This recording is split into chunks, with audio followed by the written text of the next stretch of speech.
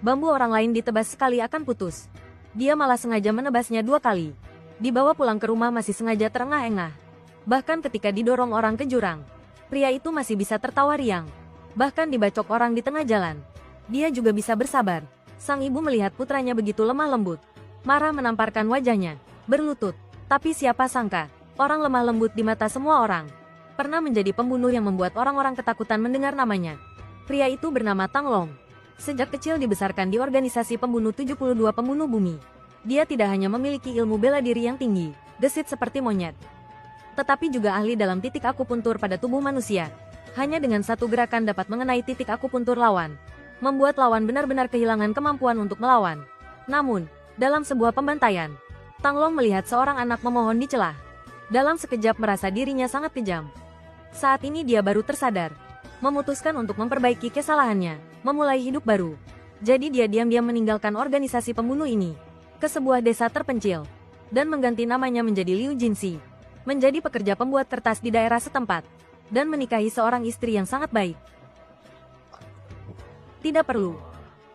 Dia tahu aku tidak suka bau amis ikan. Nona Dong di apotek bilang, ada sesuatu, setiap pagi dicampur ke dalam air minum. Itu merkuri, beracun. Tidak baik untuk kesehatannya. Lalu bagaimana jika punya anak? Kalau begitu lahirkan saja. Hanya saja hidup sedikit lebih sulit. Meskipun hidup tidak kaya, tetapi keluarga berempat hidup bahagia dan puas. Namun, pemandangan indah tidak bertahan lama. Hari ini tiba-tiba muncul 2 perampok di desa.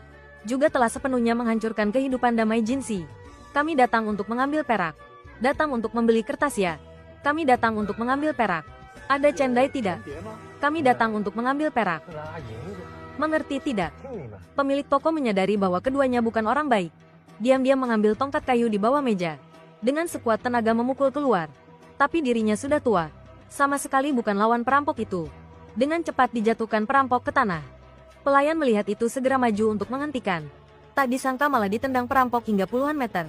Saat ini Jinxi bersembunyi di lemari. Hatinya sangat bertentangan. Dia hanya ingin hidup damai. Tidak ingin menimbulkan masalah lagi. Tapi melihat pemilik toko akan dipukuli sampai mati, dia masih tidak tahan dan bergegas keluar. Memeluk pinggang perampok langsung menabrakkannya ke lemari. Tapi bagaimanapun perampok itu memukulinya, Jinxi masih tidak mau melepaskannya. Si bungsu melihat itu segera maju untuk membantu. Tak disangka malah menebas punggung si sulung. Salah tebas.